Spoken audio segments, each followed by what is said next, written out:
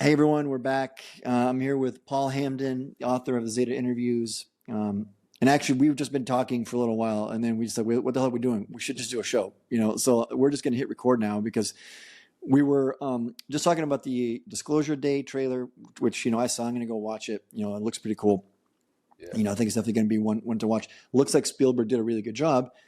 And Paul had some comments on the clicking and just some of the other things that are represented in the film that it seems like at the very least Spielberg has done his homework. Oh, What do you think? yeah, for sure. I mean, we've got video, not video, we've got audio of the Zetas talking, and the clicking is extreme. So the clicking goes for, like 20 seconds, and it sounds a lot like what is coming out of that lady's mouth, the reporter. But it's very, very clear that what we've got. Um, do we want to upload it onto the internet? No, right? Because you know it, people could say it's AI or whatever, right? So we Yeah, it's just a can't bunch of can't, sounds. can't be bothered, right? Yeah. Interestingly, though, from what I saw, it looked like that the extraterrestrial had three fingers. Okay, and that's pretty common, to be honest, with a lot of the Zeta races. So Interesting. And then how often do the Zetas actually click when they speak to each other? I mean, because they're telepathic. And so I would imagine most of the communication is telepathic, but they still, is that a holdover from their, earlier, versions of their civilization? They still click sometimes, or what's that all about? um, that is definitely an older style of communication, but one which all Zetas still have. They use these specific cavities in the head Hmm. to create the clicking sounds. Um, I'm not sure under what circumstances they would need to do that. All I know is that um, we have heard them, using those sounds when they're talking to each other, when they've been around us, and of course, we've had physical contact and non-physical contact as well. Um, Generally, with the physical contact, because there's frequency involved, and the chance of you actually getting burnt is quite high. Unfortunately, they just use telepathic imagery to talk to you because they're trying to keep the interaction as short as possible. Hmm. Yeah. It's interesting. So maybe like when when the human race develops the collective consciousness, which is already, ongoing and starting and accelerating, it's kind of interesting to think that maybe we'll still keep our spoken language for a while. Maybe with us, maybe it's just going to be for swearing. Like when you want to curse, it's still going to feel good to just say it. Like you can't just mentally swear at someone. Maybe you can, but it'll be better to Yeah. say it. So we'll keep that around for a little while, I guess. Yeah. I mean, like Um, after after disclosure's finished and people, the extraterrestrials come or the interdimensionals come or whatever, not the phenomenon, because the phenomenon is just a reflection of our own consciousness. What's left there is symbiotic relationship. Okay, and if we understand that's where we're heading, that we're having going to have this relationship type experience with these beings, an entity could walk up to you, telepathically speak to you, and then you both understand exactly what's being said. There's no misunderstanding between you two, mhm. and it'll become normalized. And once it's normalized in society, and I'm talking maybe 100 years, 200 years, whatever in the future, but once it's normalized, yeah, they probably won't even need to be using clicking, and you probably may or may not speak as well verbally. It'd be up to you if you wanted to. It's kind of interesting if you think about the way that we use memes now. Like we've been using political cartoons for a while, but memes, especially online, it's such a powerful way of communicating because you really are, communicating a whole concept, in an image or just, Yes. if you had to write out what you were saying, it'd be, but sometimes just a good meme is like, oh, boom, nailed, and it can be funny. And it's sort of like we're warming up, like to telepathic communication at some point. That's the way I think about what is it going to be like to communicate in concepts. And it's going to be, kind of like that, like the way we can communicate with memes and just get a point across in one image. Absolutely. And as some people will know that have had contact, generally, if you get a download, it's just an image, and that image is it can be a compressed image as well, and then once you have the image, it unpacks, and there's no words need to be spoken because a picture's worth 1,000 words. Mm-hmm. Mm-hmm. The other thing I saw in the Disclosure Day trailer, which I thought was really good, especially since, last time we talked about screen memories, that scene with the deer, and the camera rotates around the other eye, and then you can see it looks essentially like a Zeta. I thought that was really well done, and we know that's super, super common. A lot of people talk about that. You were just, discussing all the different types of screen memories, and specifically deer. Deer and owls are very common. Yeah. Imagine, because if for those of us who are, either North America or, we're in these colder climates where deer and owl are very common, so it's probably just an animal that a lot of people are just used to. So if the Zeta or any being, is looking into your mind to grab an animal, a good chance of it being a deer or an owl. But I thought that was a really cool scene. Yeah. So what that leads into is how innocuous contact is becoming, and it's actually been highly structured from the extraterrestrial's perspective. Now, I know that a lot of people believe that the ET, are somehow just future humans. Okay, Mm-hmm. that's actually true in one sense, but we have to understand it's like animals. There's multiple varieties of animals, so we don't just say that everything's a deer because we know that it's not just a deer. And the thing is, so on one timeline, we've got humans from the future that are reaching back into the past and sampling what's going on now for their own purposes. So that's where some people are coming from. And then the other perspective is that you've got multiple races that are also interacting with humans, and people are sort of like confusing the two. They're not sure which one's which. So I'm going to give you a bit of an analogy here. Um, Basically, let's say I'm watching a culture and it's never been seen before. I've never seen it. It's never seen a different culture like me. And what I do is decide to place an item. One night, they're all asleep. I put a plastic bucket in the middle of their encampment area, where they're living out in the wild. They wake up in the morning, they find this bucket. Now they don't know what it is, but ultimately they work out as normal because they've already got bowls that Mm-hmm. they can carry more water with this bucket than they can with a bowl. So they start using that bucket. A couple of weeks later, I put a tire in the middle of the encampment. And what's happening is they come out in the morning and they find this thing. They don't know what it is. They're turning it over. And next thing you know, it rolls down the hill and they chase it and they catch it and they bring it back. And they work out that they can sort of maybe do something with it. Next thing, a couple of weeks later, I put an old Volkswagen in the middle of the encampment, right? But no key, right? And it's got one wheel missing. Now they work out that that wheel can go onto there somehow because it looks the same as the three other wheels. So you're building the capacity for them to Mm-hmm. understand what goes on. Then the next week, I leave a key on a tree. Someone finds the key and doesn't know what to do with it, but ultimately somebody notices that there's a slot that you can put the key in.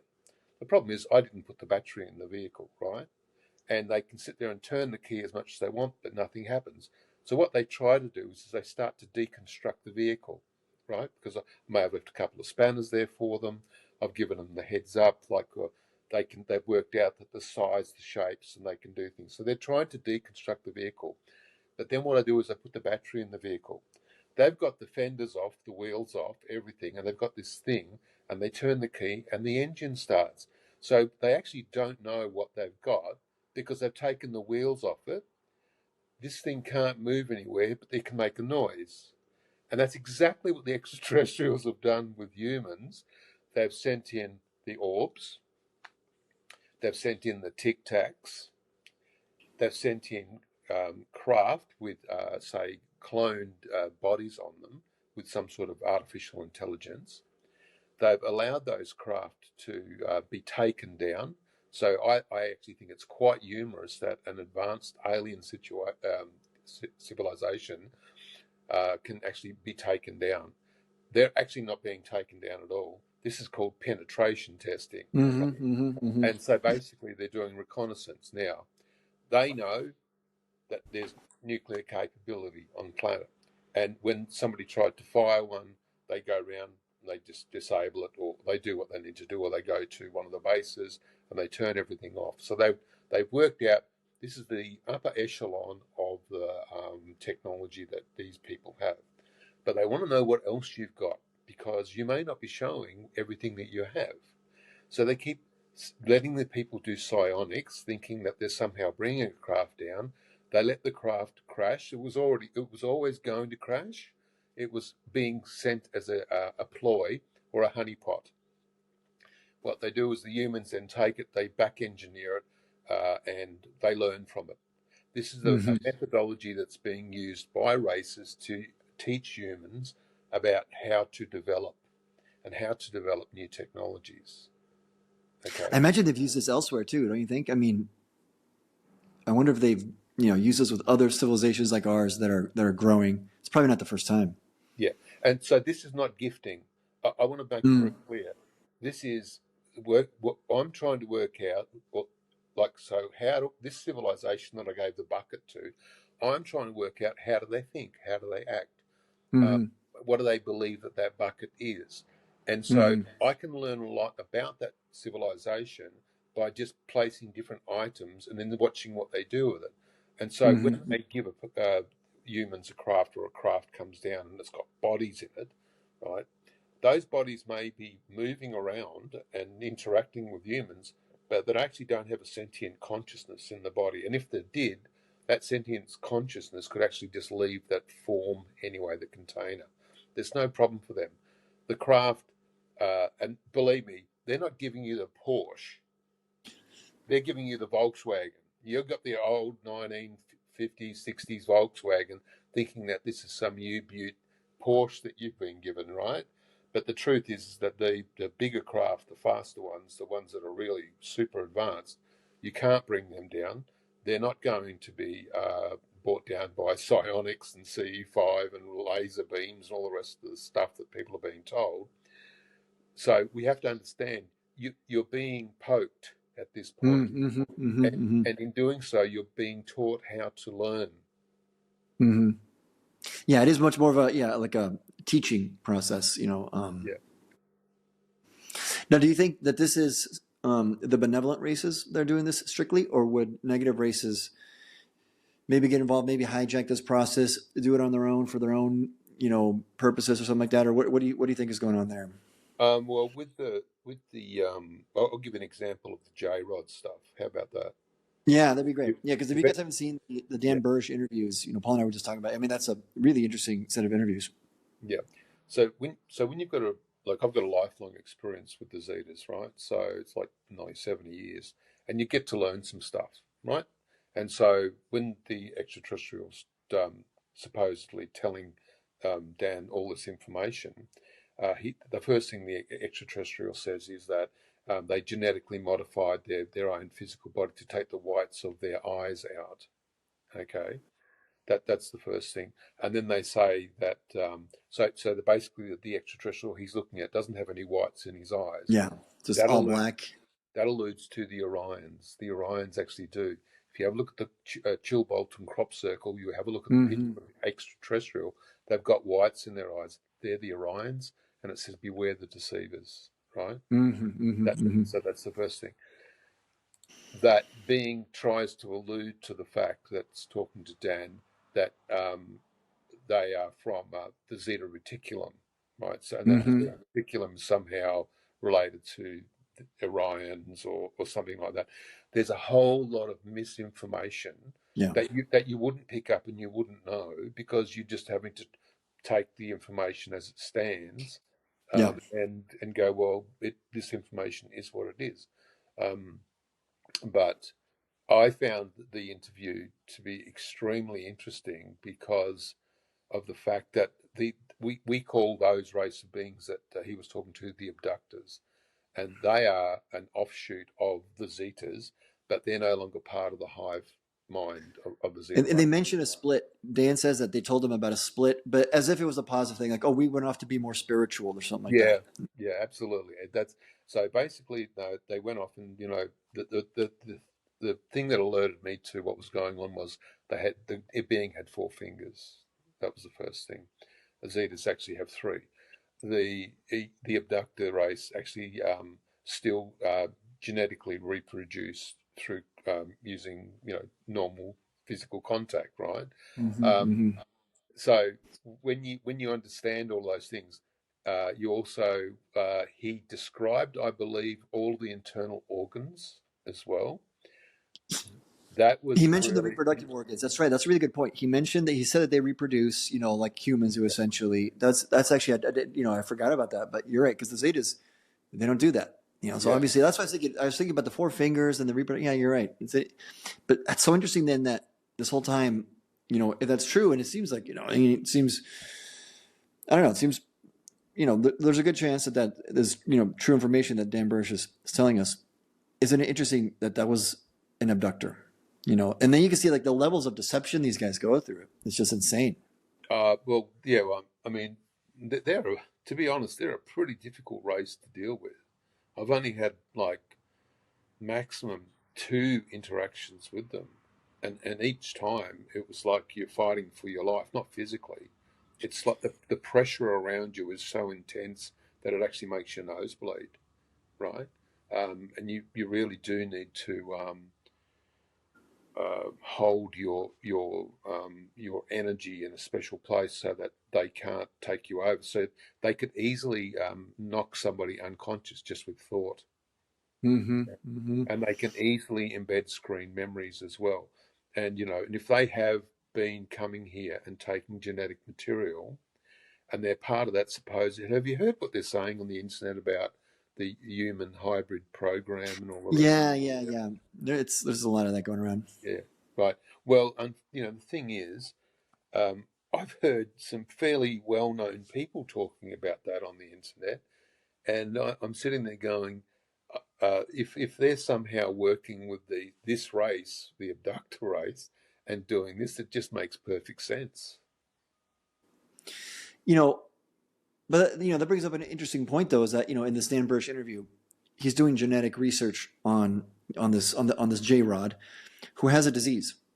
And it doesn't really explain what the disease is. Yeah, he I does. assumed okay. No, he Yeah, so does. maybe it has to do with the crash or being exposed. I don't know. Maybe something happened. But then we do know that they have some genetic issue, right? Because that is why they're taking this. Like Yeah, getting back to human hybrids, they're doing the genetic sampling because they're trying to fix some genetic problem. What do you know about that? Like what's going on there? yeah. That's so. Basically, they've got a monoclonal gammopathy of undetermined significance (MGUS). And what happens is the mylar sheath around all of the nerves is deteriorating, and that's giving the being neuropathy.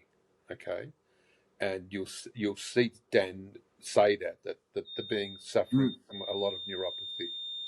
Okay, something's just gone off here. That's very interesting. Is that you? Yeah, I heard something. I don't know. Is that you? Yeah, I started talking about them. The next thing, this sort of all this stuff starts going off in the house. Anyway, stop now. Um, so yes, this neuropathy that the being is suffering from is a genetic, well, can be a genetic transition from one form to the next. And so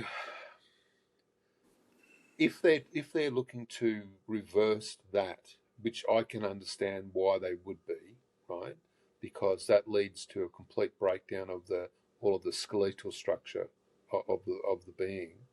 At some point, it produces too much plasma. I think it's called within the bone, and the bone starts to break. So if they're trying to reverse that, then they're going to be doing everything they can to get as much genetic material to work out how to reverse that from their own container. Hmm. Is that so? This is presumably race wide, for the entire abductor race, from what we know. Does this happen naturally? Is this just like a natural, genetic decay of some sort, or were they tinkering? Were they doing engineering on themselves and it went wrong, or like how did that come about? Um, well, the theory is, and things are happening again. The theory is that wait a minute. I've got to wait for these noises to stop.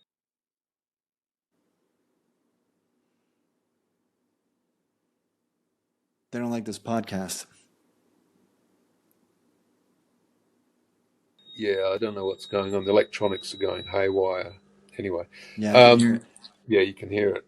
This happened in another podcast we did with the Zetas game, and Cyan was speaking, and she lost her ability to think. It was it was very obvious on camera what was going on. And the But lights went out. Yeah, like it yeah, the went dark. I lights, saw that. yeah. Um, so sorry, what was your question? I've been. How did this genetic issue come about with them? Oh well, because that's what they've been doing is that they said in the interview with Dan that they split with the Zetas because they wanted to seek a spiritual path, but that's actually completely inaccurate. That's not the reason. The reason that they were removed from the Zeta Collective and the hive mind of the race, 63 races, but one of them was the abductors, is because they wanted to continue to do this type of genetic manipulation on that specific part of the race. And so they were removed from the race because of it. And they've caused themselves this problem. Yeah. So they worked themselves into a dead end. I mean, I can listen, if you just look at what we're doing with, all the, the various, drugs that you can take, even like medical drugs, like pharmaceutical drugs to adjust your brain chemistry, or all sorts of things, adjust your hormone levels. Boy, you get into really tricky territory with that. I shudder to think of when we start doing, genetic engineering on ourselves. It's like the potential for things to go haywire must be, you know, extreme. And the thing is once you get yourself into a corner, there's no way to come back from it unless you've got some genetic material from well before it Hmm. started. Now, what the abductors could actually do is just go and apologise to the Zetas and rejoin the Zeta race, and the Zetas would be able to give them what they require to actually undo what they've done. But until that takes place, I've seen this one situation where the Zetas and the abductors were in the same room together, and I was there. Here we go with the noise again. And basically, what happened was they basically weren't speaking to each other because of it. Yeah, it's interesting. I mean, it's just so interesting to start to see into the dynamics within another race. And see this. It's very human. To me, it seems very human. It's they have internal struggles and internal differences, and sometimes they split. And the Zeta have told us to expect a split in humanity.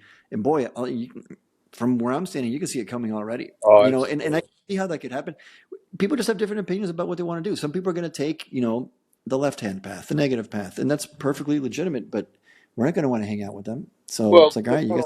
the path that people are going to take is you're going to be offered a lot of technology, and a lot of people will be wanting to have that technology.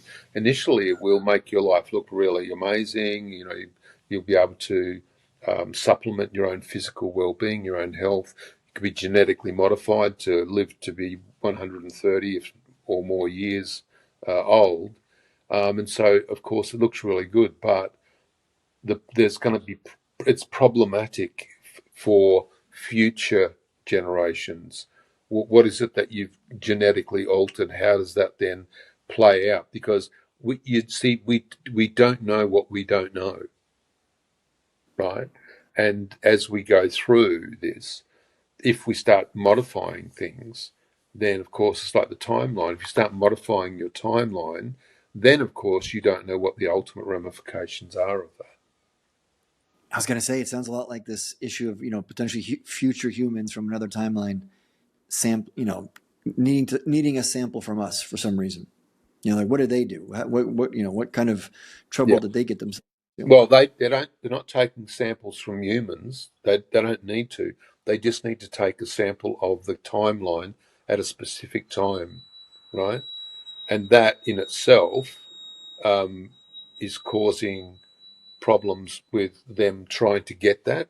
They keep being stopped from taking that sample because the races that are viewing the timeline in the synthetic quantum environments, the copies of the timelines, what's happening is they're viewing what's going on and saying you're not going to be allowed to take that sample.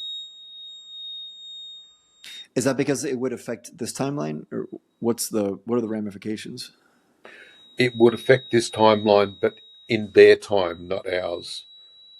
because there's a lot more to this. But any time there's a major problem that takes place on the timeline, there's always a divergence.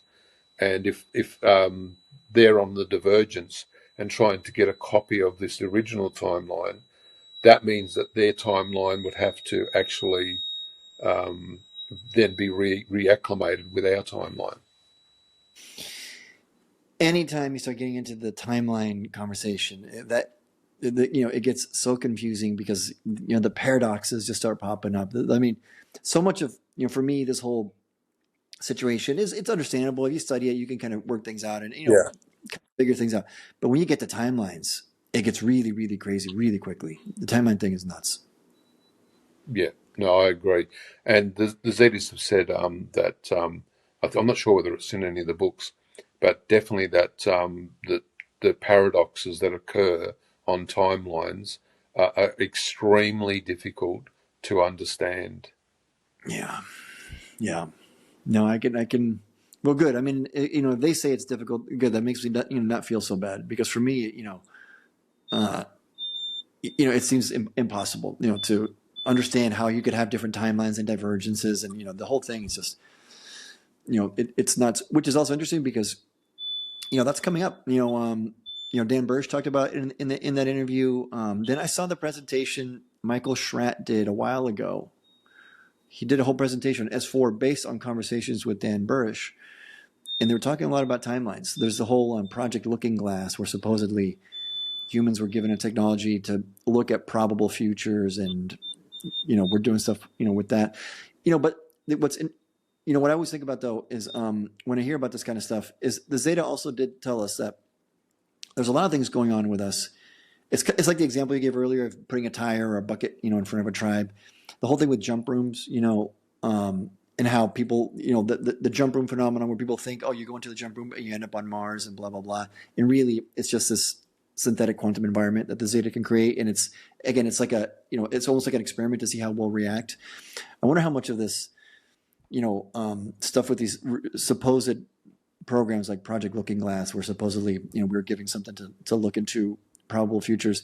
It could just be one of these tests as well. Like, how will humans react if they think they're seeing the future? What will they do with that? Yeah. So it's always Well, very tricky to know what's real and what's some form of either screen memory for an individual or a race-wide screen memory where they're just kind of like testing us. Who knows? for them, it's just a construct. It's just a training ground. They just go, well, we'll just create this scenario and see how they react to it.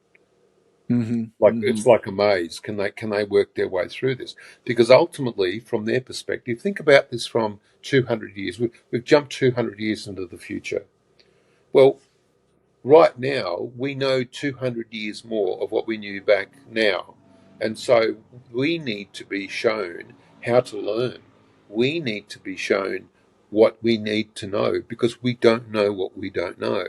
And as we start to work our way through all this and we get through to being in relationship and communication with races, basically we'll have got to a point where we can telepathically communicate with them as well, right? Now, do you want to communicate with a race like humans who have no potential to stop fighting with each other? Probably not. Yep. That's like when people say, what are we going to do with AI? There's going to be no jobs. What are we going to, what should our kids study? What should we do? I think, man, there's going to be so much for us to do because, first of all, everyone has to sit and meditate for a long time to, learn to, try to control your mind as much as you can. Otherwise, telepathy is going to be one giant mess. Yeah. I have to apologise to everybody if anyone can hear these noises going off. I'm going to have to go.